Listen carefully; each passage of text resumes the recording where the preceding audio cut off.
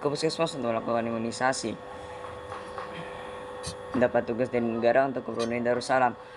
Sebelum memulai presentasi, bolehkah saya menyampaikan salam. Assalamualaikum warahmatullahi wabarakatuh. Yang terhormat Nabi dan Umida selaku pengasuh dari Pondok Pesantren Al-Arabi Manifida yang saya hormati, Misun selaku kepala MTS Al-Arabi Manifida, dan juga yang saya sayangi dan saya cintai, orang tua saya dan keluarga saya, semoga sehat selalu. Hari ini saya akan mempresentasikan tentang imajinasi dengan mapel matematika sebagai syarat ujian akhir semester ganjil yang berjudul bilangan pecahan 2. Yang pertama ada penjumlahan dan pengurangan.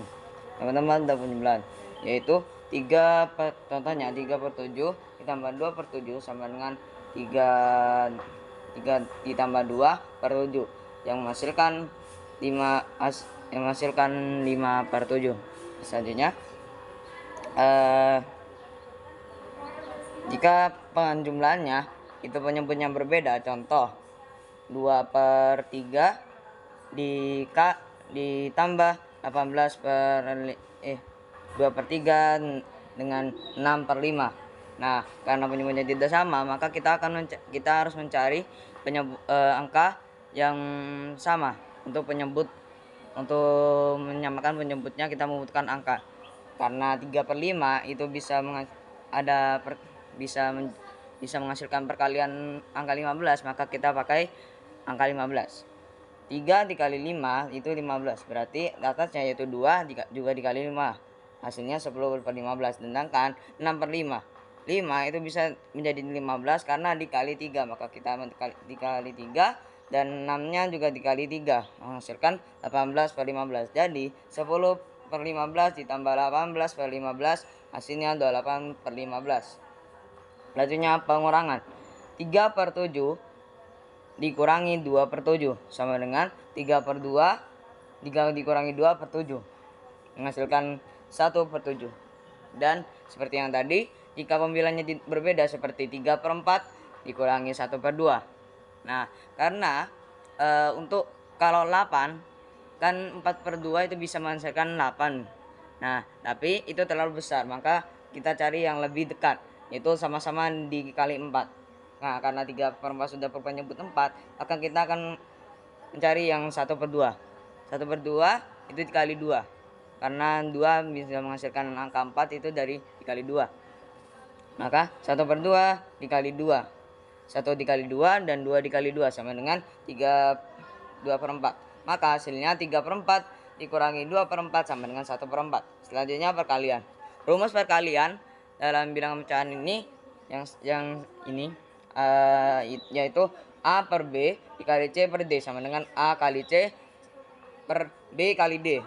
Contoh, 1 per 2 dikali 2 per 4 sama dengan 1 kali 2 per 2 kali 4 sama dengan 2 per 8.